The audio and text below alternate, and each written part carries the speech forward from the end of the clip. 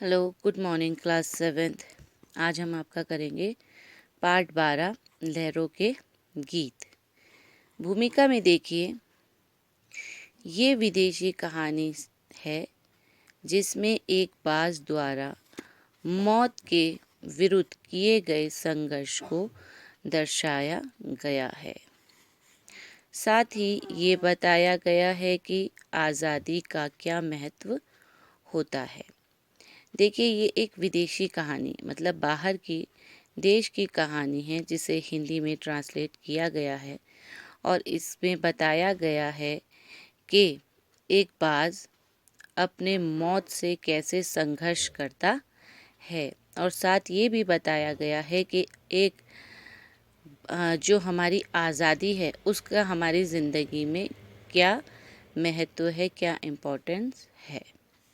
तो देखो बच्चों, पार्ट 9 तक हमें ख़त्म हो गया था और पार्ट 10 आपका ओरल है और जो पार्ट 11 आपका कविता है उसे स्किप किया गया है और पार्ट 12 इसलिए आज हम कर रहे हैं।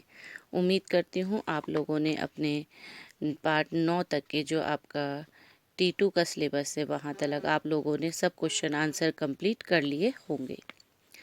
तो बच्चों देखिए, लेसन शुरू, आज का पाठ शुरू करते हैं। पहला भाग पढ़ते हैं। एक विशाल पहाड़ था। पहाड़ समुद्र के किनारे स्थित था। समुद्र की लहरें ऊपर की ओर उठती और पहाड़ की चट्टानों से टकराती। लहरें नीचे गिरती। समुद्र की लहरों के ऊपर उठने, चट्टानों से टकराने और नीचे गिरने का ये क्रम अनवरत चलता रहता। देखिए, एक बहुत बड़ा पहाड़ है, विशाल मतलब बड़ा पहाड़ है, वो समुद्र के किनारे है और समुद्र की लहरें ऊपर उठती है और चट्टानों से टकरा के वापस चली जाती है। लहरें समुद्र में वापस जाती हैं। ये काम अनावर्त चलता रहता है, लगातार चलता रहता है। मतलब लहरें उठती हैं, चट्टानों से टकराती हैं और वापस समुद्र में चली जाती हैं। पहाड़ में एक गुफा थी। इस गुफा में एक सांप रहता था। वे इन लहरों को निहारता मतलब देखता रहता था। सांप मन ही मन सोचा करता, मैं इस गुफा में कितना सुरक्षित हूँ, यहाँ कितनी शांति है। समुद्र की लहरें जो उठती थी, नीचे गिरती थी, सांप इसको देखा करता था और मन ही मन में सोचा करता था कि मैं यहाँ पे कितना सुरक्षित हूँ, कितना सेफ हूँ और यहाँ पर कितनी शांति है। समुद्र की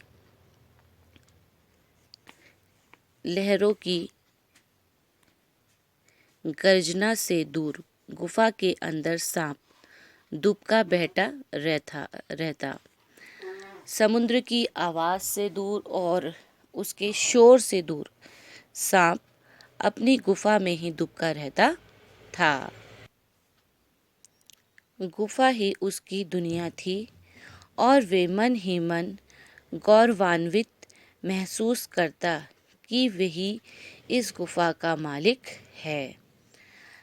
जो गुफा के अंदर की दुनिया थी वही सांप की अपनी दुनिया थी। उससे बाहर वो निकला नहीं था और अपने ऊपर गर्व करता था, अपने ऊपर प्राउड करता था कि वो ही इस गुफा का मालिक है।